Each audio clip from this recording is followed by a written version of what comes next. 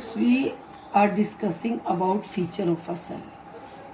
ये मैंने आपको बताया था, 3 फीचर्स बताए थे। ये सेल मेम्ब्रेन, ये मैंने बताया था न्यूक्लियस, और यहाँ जो बीच वाला पार्ट है इसको हम क्या बोलते हैं, साइटोप्लाज्म।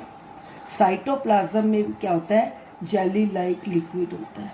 ऐसे न्यूक्लियर मेम्ब्रेन में भी होता है। तो पूरे जो सेल के अंदर लिक्विड पार्ट होता है उसको हम बोलते हैं protoplasm.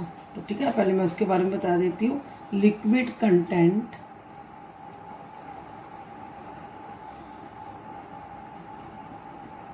Of a cell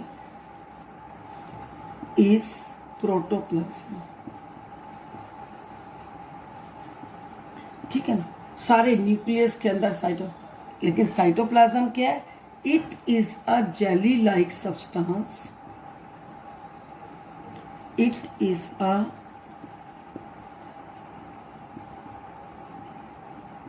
jelly like substance present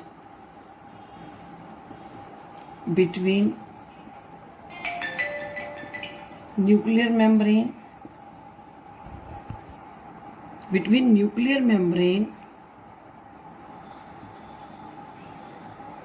and plasma membrane. ठीक है ना, या सेल मेम्ब्रेन लिखती थी, सेल मेम्ब्रेन एक जेली लाइक सब्सटेंस। इस जेली लाइक सब्सटेंस में जो न्यूक्लियर मेम्ब्रेन और सेल मेम्ब्रेन के बीच में है, वहां पर कुछ ऑर्गेनेलेज प्रेजेंट है। ऑर्गेनेलेज को हम क्या नाम बोलेंगे, living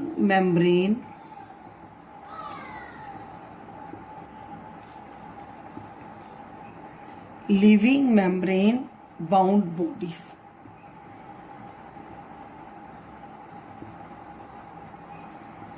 which perform different functions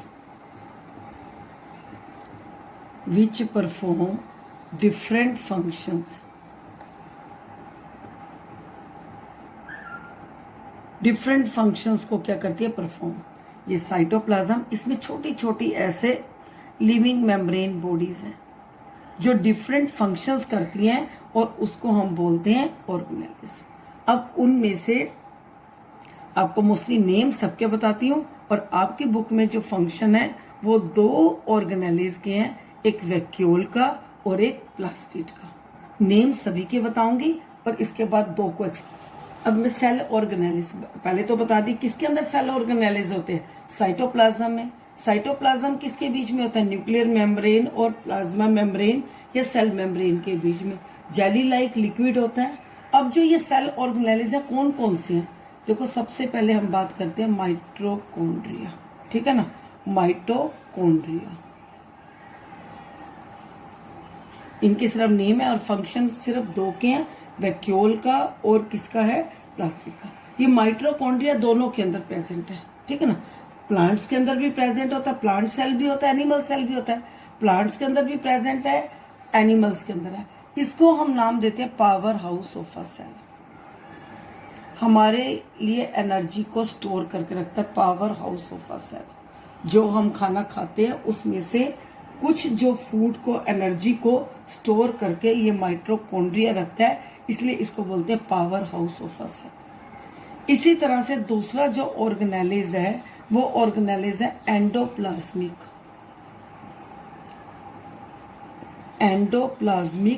reticulum. ठीक है ना, इसका क्या काम होता है कि जैसे देखो सेल मेम्ब्रेन है, सेल मेम्ब्रेन क्या है, बाहर वाला पार्ट है। तो इसका जो मेम्ब्रेन है वो किसका बना होता है, लिपिड्स एंड प्रोटीन का। Cell membrane is made up of lipids and proteins.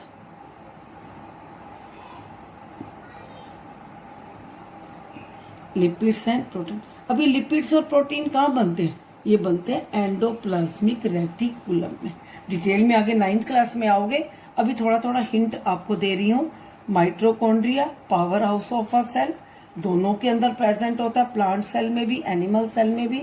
Endoplasmic reticulum, इसके अंदर जो है मटेरियल, प्रोटीन बनता है, वो प्रोटीन और जो लिपिड्स बनता है, जो सेल मेम्ब्रेन जिससे बना हुआ होता है, वो किससे होता है? एंडोप्लाज्मिक रेटिकुलम के अंदर। और इवन जो हमारी बॉडी में कई बार क्या होता है, अनवांटेड सब्सटेंस होते हैं, उनको निकालने में भी ये रेटिकुलम जो है वो काम करता है। तीसरे नंबर पर अगर मैं बात करती हूँ गोल्जी अपरेटस। गोल्जी अपरेटस के अंदर स्पेशली एक एंजाइम तैयार होता है। वो एंजाइम जो होता है वो किसके अंदर प्रेजेंट होता है? लाइसोसोम्स के अंदर। ये कह सकते हैं गोल्जी अपरेटस लाइसोसोम को बनाता है, और लाइसोसोम जो है वो उस सेल की क्लीनिंग का काम करता है। ठीक है ना, इसको सुसाइडल बैग भी बोलते हैं, क्लीनिंग भी की ये कह सकते हैं। जितने अनवांटेड मटेरियल, जितने फॉरेन मटेरियल्स सेल के अंदर आते हैं, उसको निकालने का काम लाइसोसोम करता है। और लाइसोसोम किस में बनता है? गोल्जी अपरेटस में। फिर एक और सेल ऑर्गेनेले है, वो है वैक्यूल। अच्छा, ये भी अभी दोनों के अंदर प्रेजेंट होता है। ये है वैक्यूल। वैक्यूल जो है ये फ्लूइड फिल्ड स्पेसिस है। ठीक है ना, एक मेम्ब्रेन के तो फ्लूइड फिल्ड मतलब कि लिक्विड भरा हुआ है इसके अंदर। ये जो फ्लूइड फिल्ड स्पेसिस हैं, ये प्लांट्स और एनिमल दोनों के अंदर प्रेजेंट होता है। इसका क्या काम होता है? It stores excess water, useful material, pigments और मैनी अदर सब्सटेंसेस। ठीक है ना। अब दोनों के वैक्यूल, प्लांट और एनिमल दोनों के अंदर डिफरेंट होते हैं। प्लांट सेल के अंदर ये वैक्यूल 50 से 90% का स्पेस कवर कर लेता है। किसके अंदर? प्लांट के अंदर। और नंबर ऑफ क्या होता है, कई बार एक ही वैक्यूल जब 50 to 90 है तो नेचुरली कई बार एक ही वैक्यूल पूरे प्लांट्स के अंदर कवर कर लेता है। अब एनिमल्स के अंदर जो है वैक्यूल्स तो बहुत सारे होते हैं, लेकिन उनका साइज जो होता है छोटा होता है। और ये क्या करता है? 50 to 90 वो छोटा स्पेस, नंबर्स कम होते हैं, नंबर्स क्या होते हैं? ज़्यादा होते हैं। ये प्लांट्स के अंदर जो ये वैक्यूल है, ये प्लांट सेल की शेप को भी मेंटेन करता है। इवन मैंने आपको बताया था जैसे अमीबा के अंदर वैक्यूल जो होता है वो फूड को डाइजेस्ट करने में, फूड की जो वेस्ट मटेरियल है उसको, उसके अमीबा के अंदर एक सिर्फ वैक्यूल ऑर्गेनेले प्रेजेंट होता है जो सारे फूड के प्रोसेस को काम करता है। ओके, ये नेक्स्ट जो ऑर्गेनेले है ये सिर्फ किसके अंदर प्रेजेंट होता है? इन प्लांट सेल के अंदर। एनिमल सेल के अंदर होता ही नहीं। क्यों? क्योंकि ये जो प्लास्टिड है ये फोटोसिंथेसिस में काम करता है। ये जो सेल है it is double membrane bound organelles which are present only in plant cell। Shape इनकी जो होती है स्पेरिकल शेप होती है। और पिगमेंट कौन सा होता है इनके अंदर? क्लोरोफिल। वैसे तो 3 टाइप के प्लास्टिड्स होते हैं, क्लोरोप्लास्ट,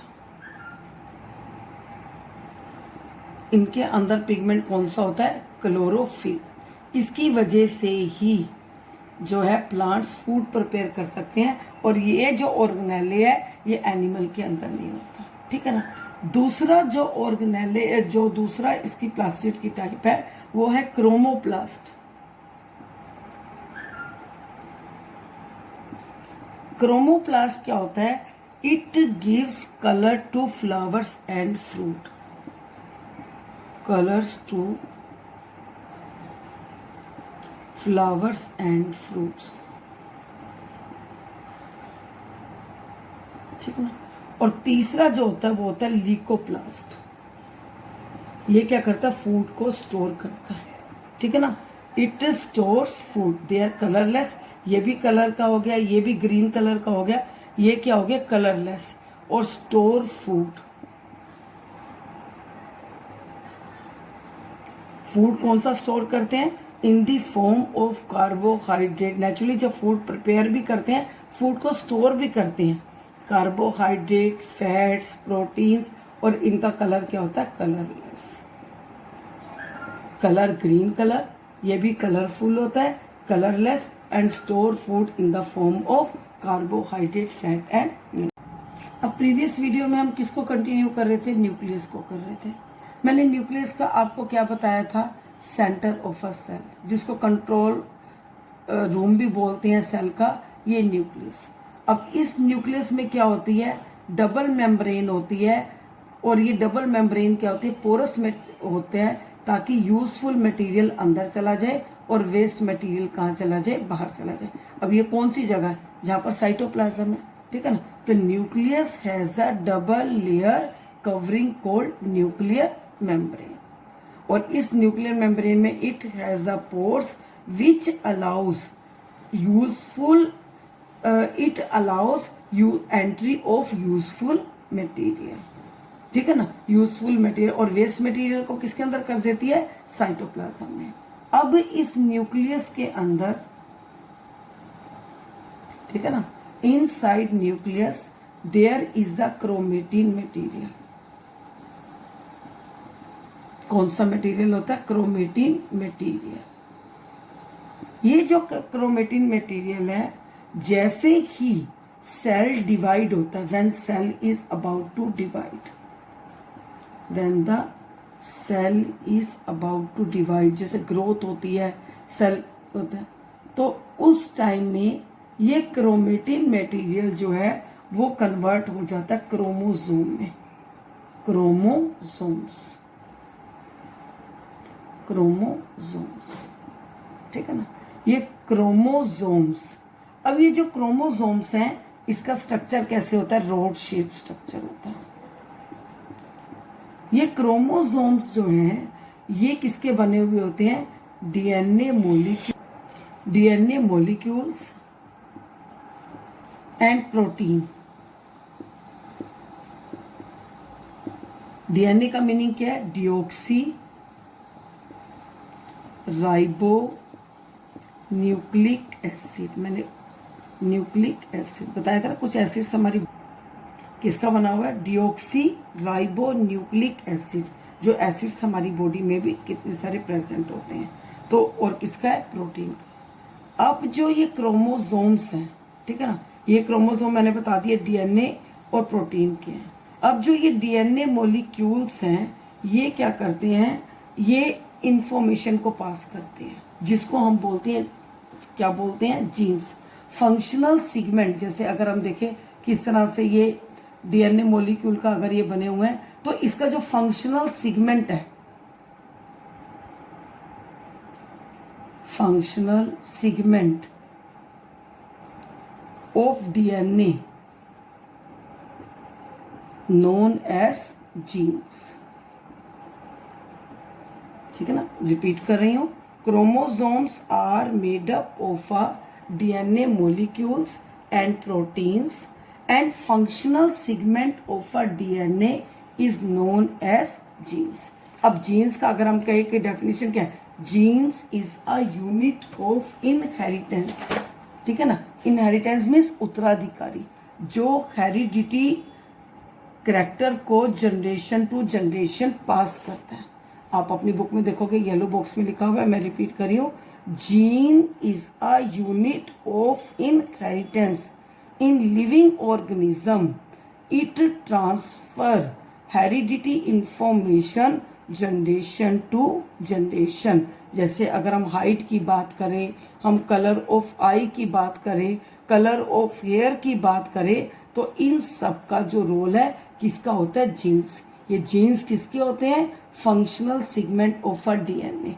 डीएनए और मॉलिक्यूल किसका है, क्रोमोसोम का। क्रोमोसोम किससे बना है, क्रोमेटिन मटेरियल से, ठीक है ना। तो ये जो न्यूक्लियस है, इसके क्या मेन फंक्शन है, एक तो कंट्रोल रूम है, सारी सेल की एक्टिविटीज को कंट्रोल में करते हैं।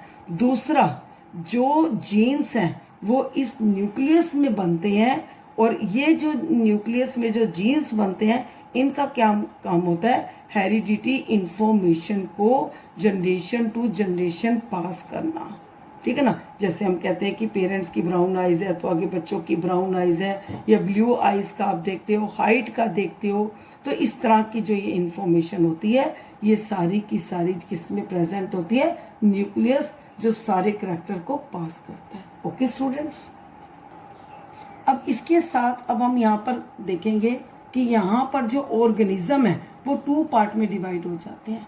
क्योंकि कुछ ऑर्गेनिजम्स ऐसे हैं जिसमें लैक ऑफ न्यूक्लियर मेम्ब्रेन है। देखो कुछ ऐसे जिनके अंदर न्यूक्लियर मेम्ब्रेन प्रेजेंट होता है। नेचुरली जब अंदर का जो मटेरियल है वो अगर मटेरियल न्यूक्लियर मेम्ब्रेन ही नहीं होगा तो वो सारा का जो मटेरियल होता है उसको हम बात करते हैं न्यूक्लियाइड। अब वो न्यूक्लियाइड क्या होगा, साइटोप्लाज्म के साथ मिक्स हो जाएगा। तो इसमें ऑर्गेनिजम्स 2 पार्ट्स में डिवाइड हो जाते हैं। वो कौन कौन से ऑर्गेनिज्म है, प्रोकैरियोटिक और eukaryotic.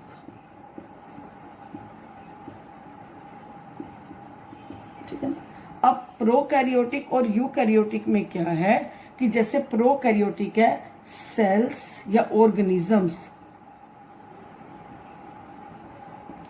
organisms having lack of nuclear membrane,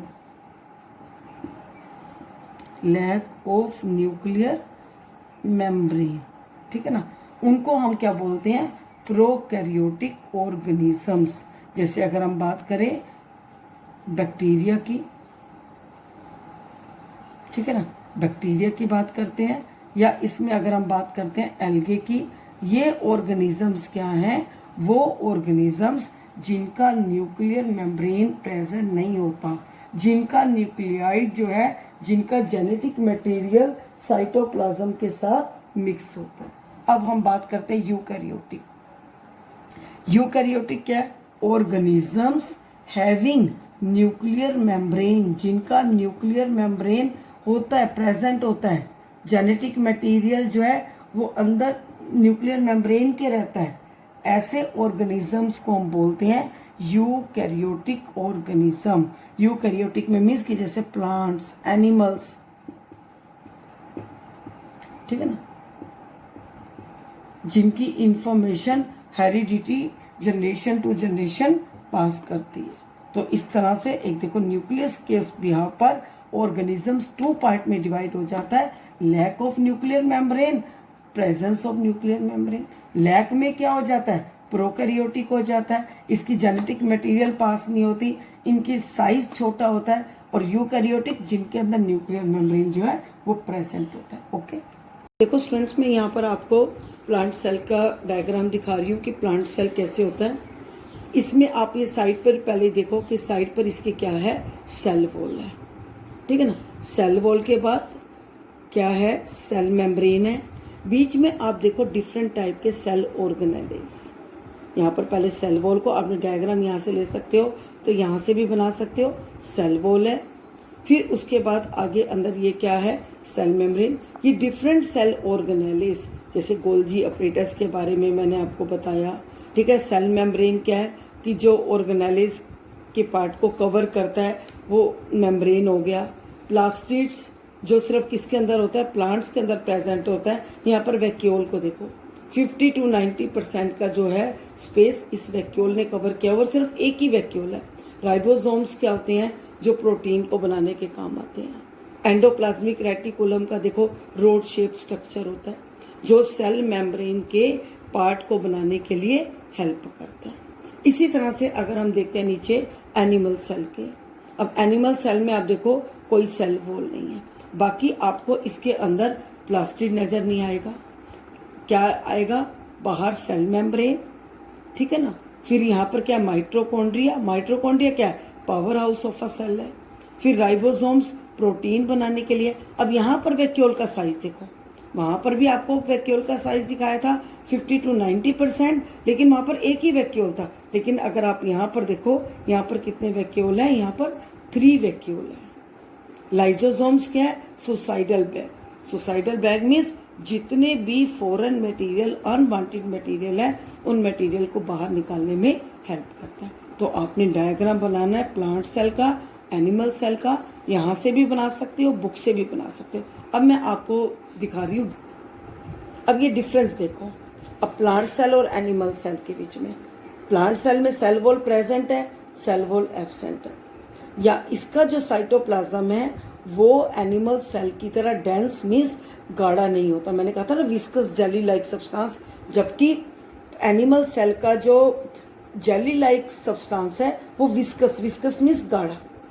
large vacuole is present, आप लिख सकते हो 50 to 90% स्पेस कवर। यहाँ पर वैक्यूल्स आर जनरल, और अगर प्रेजेंट भी होते हैं तो साइज क्या होता है, स्मॉल। प्लांट्स के अंदर प्लास्टिड्स प्रेजेंट होते हैं, फोटोसिंथेसिस प्रोसेस करते हैं। एनिमल के अंदर वो प्लास्टिड्स क्या है, एब्सेंट। फिर यहाँ पर आता है सेंट्रोसोम इज एब्सेंट। सेंट्रोसोम होता है सेंटर पार्ट। प्लांट के अंदर सेंटर पार्ट नहीं होता, जबकि एनिमल्स के अंदर क्या होता है, सेंटर पार्ट जो है वो प्रेजेंट होता है। तो इस तरह से ये डिफरेंस को आपने लिखना है। अब नेक्स्ट आपको आपकी प्रैक्टिकल फाइल से ही अनियन पील्स है।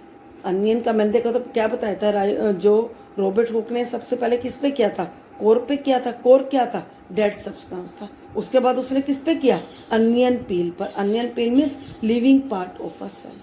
तो यहाँ पर जब माइक्रोस्कोप के अंडर हम देखते हैं तो ये हमें इस तरह से नजर आता है। न्यूक्लियस पार्ट है, साइटोप्लाज्म है, सेल मेम्ब्रेन है। ठीक है, इसके बाद में अब आपको ह्यूमन चीक सेल। अब पहले तो हमने प्लांट पार्ट पर किया, अब किस पर करें, एनिमल पार्ट पर। और ह्यूमन चीक सेल का कैसे करते हैं, जैसे चीक से होता है गाल, अंदर वो आइसक्रीम का स्कूप लेकर उससे लिक्विड पार्ट निकालकर, जिसको हम जो है वो लिक्विड पार्ट को हमने किया भी हुआ था कि ग्लैंड प्रेजेंट होता है, उसमें जो है वो लिक्विड होता है उसके अंदर। तो वो लिक्विड जो है वो लेकर, जिसको हम लार भी बोलते हैं हिंदी में, उसको जब हमने देखा तो इसके आपने सारे क्वेश्चन आंसर्स को भी अच्छी तरह से करना है, इसके डायग्राम को भी अच्छी तरह से करना है, और इसके MCQ को भी करना है। Okay student, have a nice day.